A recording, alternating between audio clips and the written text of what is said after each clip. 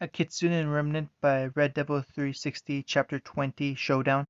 Part 2. Ospen led their strange group into his office at the top of the tower. Swiftly walking over to his desk to open a computer screen on the wall, Winter joined him, and linking her drone feed to the screen. There was a moment of static before the feed appeared, which showed the drone currently flying high over the Emerald Forest. So, are we going to talk about how your team literally shared a dorm with someone who's basically a mass murderer by our standards? Weiss was the first to break the silence that swallowed the room. Weiss! Winter's clipped tone was enough to send shivers up even Ospen's back. What? She questioned with an impudent shrug. I mean, she does kind of have a point, Yang put out tentatively, arms folded, but an almost lost look on her face. Yang! Now it was Ruby's turn. He's our friend, she continued to protest. Was. If he wasn't faking it from the start, Blake added sadly. Her bow twitched ever so softly. He's saved our lives before. He saved your life twice now, once against Roman and the others at the dance, Pyra pointed out, coming to Naruto's defense. There is also the fact to mention that he returned earlier when he had no need to. He was practically home free, and he returned to fend off the two shinobi at great risk to both himself and his identity, the latter being exposed due to his need to end the battle swiftly. Ren surprisingly spoke up in favor of the Ambu, but entirely logical. Maybe he only did so to cement his place among us, Yang weakly put forward. Winter scoffed behind them, still tapping at her scroll. Do you truly believe that? Truly? Do any of you? She questioned harshly. The reply she got was silence, which caused Winter's frown to deepen. You make judgments based on an argument you know nothing of. You are training to be huntresses. You need to grow up. Winter snapped coldly. And you do? Blake questioned back. Yes, she said simply, but it is not my place to tell his side. And does he have a side to tell? Osmond spoke up for the first time. Crow stepped forward. I know it, so I'm backing up the ice cream here, headmaster, he announced. Osmond's shocked glance was mirrored across the room. You do know? He asked, surprised. Aye, back during the war, we ran across each other back then. He was still a few years younger, still a fresh Ambu by their standards. Crow folded his arms. We crossed paths. Unfortunately, we fought, and I lost. Barely, but I was defeated nonetheless. He reveled. You lost? Wait, that's how you got so injured back then? Yang put together. That's right, he confirmed. Instead of finishing me off, he sat down with me, healed my wounds, asked why he could sense so many negative emotions coming off me. I didn't see a reason to lie, so I told him. Crow continued, taking a quick swig from his flask. Then he revealed his own life to me, and I got to say, it ain't pretty. It put a lot of things in perspective for me, he finished with a slight slump. Is that why you were suddenly around more often when you got back? Ruby asked curiously. Crow patted his niece's head. That's right. He said that some risks are worth taking if you're with your family, and my semblance hasn't been acting up that much around me since. Crow glanced at Winter curiously. She gave him a stiff but approving nod, which he returned. No words were needed. The room lapsed into silence once more, and attention shifted back to the screen, where the drone had locked onto a single heat signature, walking steadily through the forest. The minutes passed in continued silence as they watched the figure, presumably Kitsune, trudge forward until he approached a large mass of heated signatures and entered the clearing. Oh, there are hundreds of them! Pyre gasped in shock at the large gathering of people. Do we have sound? Osmond questioned when he noticed the lapse in action.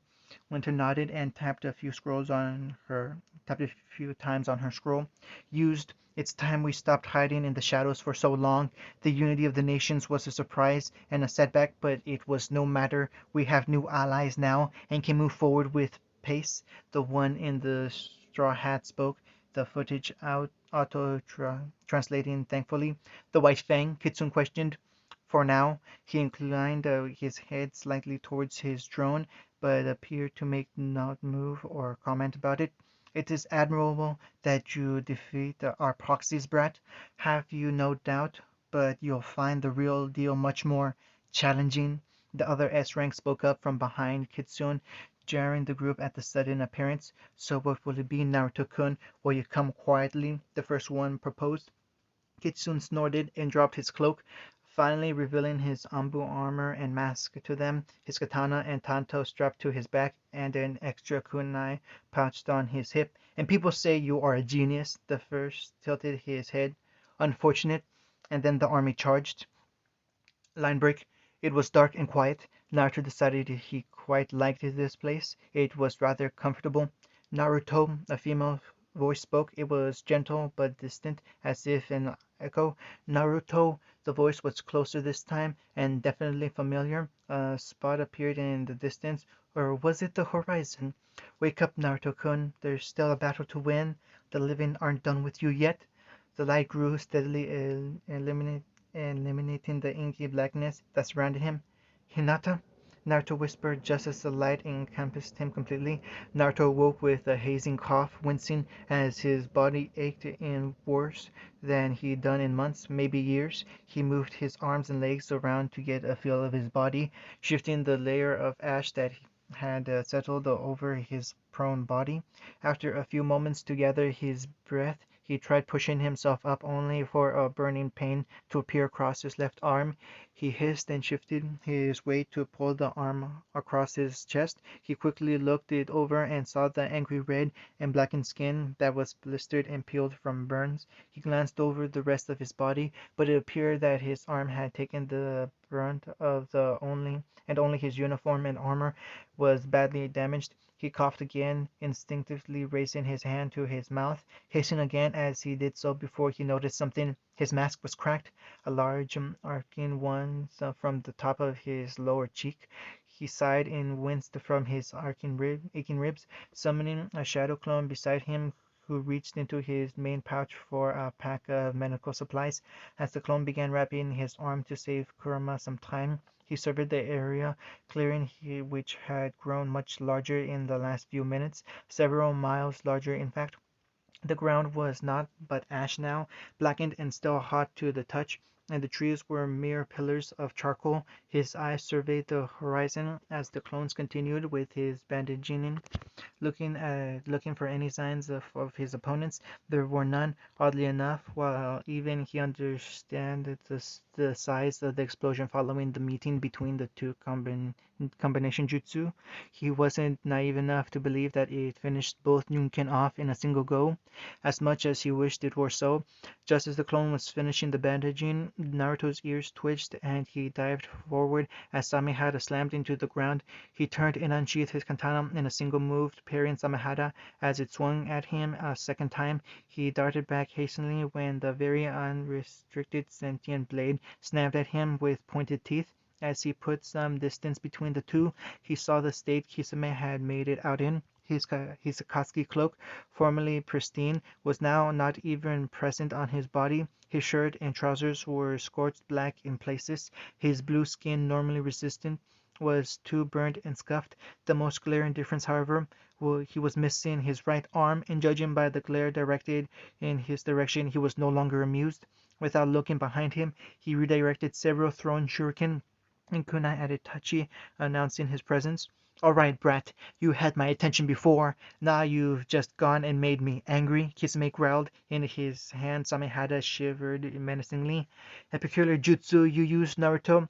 It won't work a second time," Itachi added softly. From behind him, Naruto knew it wouldn't, but he didn't need it to. He reached his senses out, but couldn't find any nearby kunai to flash to, likely all being melted in the heat.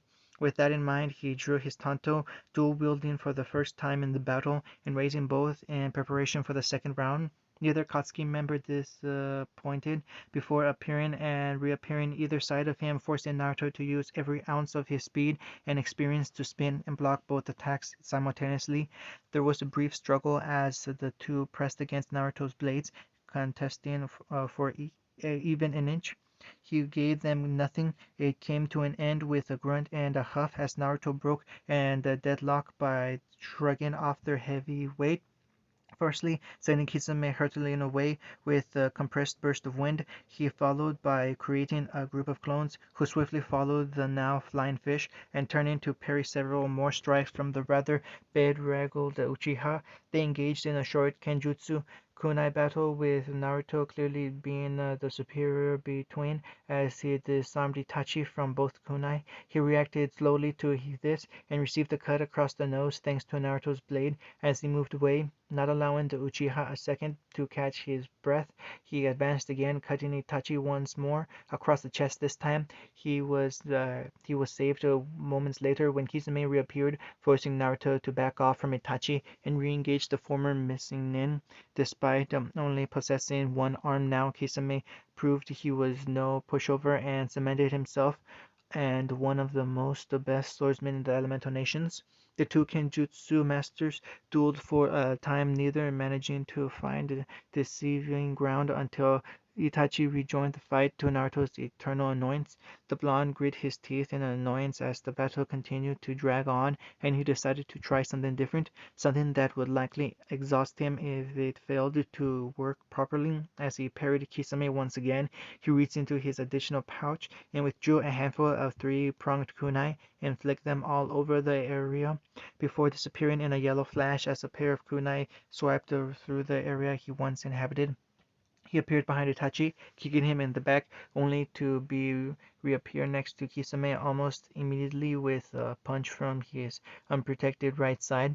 On and on this went. Naruto would disappear and reappear with a yellow flash at random intervals, sometimes so fast it appears that there were multiples of him, but he would never get that pivotal strike on either of his opponents, and time was running out. He was already exhausted, battered, bruised, and was not yet a master of the Hiraishin by his father's standards, as shown by the occasional attack that Kisame and Itachi were able to either block or dodge entirely. His decision to speed up his plan came when Kisame lucked out on a hit and on the clone, impersonating him to the shock of both sides. Naruto, seeing no choice now but to take the initiative, appeared in front of Kisame, while another group of clones distracted Itachi. Kisame predictably didn't wait a moment before swinging Samehada at Naruto's waistline, exactly what he wanted, as with Naruto having neither of his blades to hand, caught Samehada before it could shear his body in half. The fishman laughed loudly at what he perceived to be a critical mistake as the sentient blade began greedily sucking up the remaining chakra within the Jinchuriki with glee, only for his laughter to cut short as a gray-like substance began spreading across Samehada's scales, starting small but increasing at a rapid pace. Naruto allowed a smirk underneath his mask as Samehada finished turning to stone after sucking up the last traces of nature chakra in his system. The process of gathering it had taken longer than he originally anticipated. There seemed to be a distinct lack of it in remnant when compared to the elemental nations, which he found bizarre when one thing about the origin of dust and its crystals. But he had succeeded in at least one objective so far, as he wrenched the stone figure of Samehada from Kisame, wrapped it gleefully for a Rasengan to his abandonment. He tossed Samehada to the side and turned Itachi, diving for him, slightly sluggishly after having his reservoir of nature chakra sucked aggressively out of him. He barely managed to only receive a shallow cut across his neck. He recovered quickly enough to parry the follow-ups from Itachi and return some of his own. Catching Itachi a few times across the arms, he kicked the Uchiha away and turned, spinning a fireball behind him to intercept a large drill of water. Kisame appeared another time, this time wielding a large katana and with a suspiciously familiar spiral mark burned on his chest. The first two swipes he managed to dodge, the third he parried, the fourth nicked across his arm, the fifth dug a groove in his mask, and the sixth he blocked. He twisted his blade, causing Kisame to become unbalanced and opened up his weak side. Naruto, using the opportunity, drew his tanto and pushed lightning chakra through the blade, stabbing up and striking Kisame across the face, stabbing an eye and making the Nunken bellow out in pain as he staggered back. He turned again, weaving hand signs and exhaling several balls of vacuum confined in wind towards the fire-covered shuriken flying in his direction. The wind met the fire and was naturally consumed, releasing the vacuum within, which detonated on the shuriken, destroying them and snuffing out the fire simultaneously. He bent backwards as Kisame's katana whiffed overhead, making him unable to react when a stab of water formed above him and slammed him into the ground. There was a distinct crack as the solid block of water pressed him into the ground, and Naruto was forced to retreat with Raishin to a spot a couple dozen meters away. Other than a rather annoying ache across his body, nothing appeared broken when he checked, and he could breathe relatively painless, which begged the question, what broke? Kisame answered that when he bent down and picked up a piece of porcelain from the ground, Naruto's hand came up and traced where the piece would have usually sat on his mask, revealing one of his eyes and part of a whiskered cheek. Kisame, why can't I sense chakra going to Uzumaki's eyes? Itachi asked softly, head cocked forward. Kisame inspected him from across the distance and recoiled slightly. Sharingan? He muttered in slight shock as he witnessed the three tomo spin slightly where Naruto's blue eyes once sat. Itachi twitched. Sasuke's? He questioned. Yes, I took his Sharingan, Naruto admitted with a shrug, only happy with the short respite. And what are you going to do about it, Itachi? Take it back? Sasuke took the person I held above all others from me, so I decided to take the thing that mattered the most to him, he revealed with sweeping arms and a bitter tone. The good thing about having a demon sealed inside you is that he could incorporate the DNA to my own. This Sharingan is as much mine as it was Sasuke's. He turned off the Sharingan and revealed his blue eyes again in demonstration.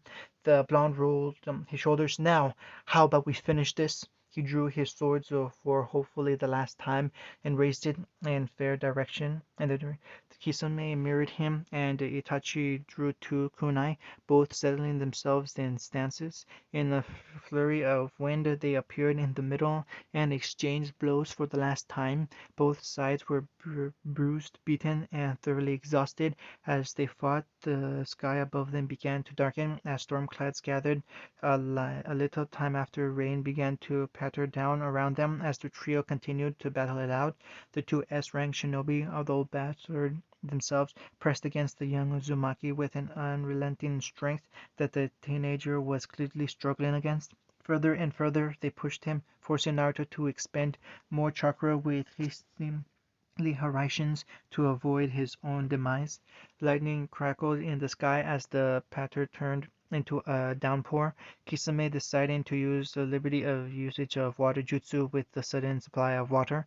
Naruto flipped away from them, sending a dozen or so blades of wind at the two to stall as he wiped through a long chain of seals. I really have to hand it to your brother for this one, Itachi, he yelled over the howling wind, which had noticeably picked up suddenly along with the cracks of lightning and booms of thunder in the sky.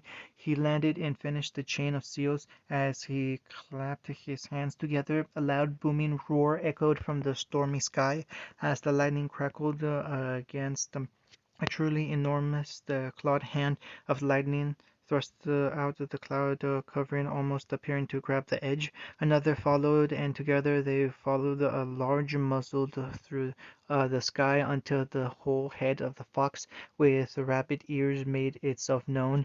The eyes on the fox glowed red as they locked onto the two Nunkin, both fiercely going through their own hand seals. Announcing the jutsu for the first time in the battle, Naruto yelled, Uzumaki no Jutsu Raijin's Hanma Kyubi, and with a roar that the gods themselves must have heard, he plunged to the earth once more, encompassing the world in light.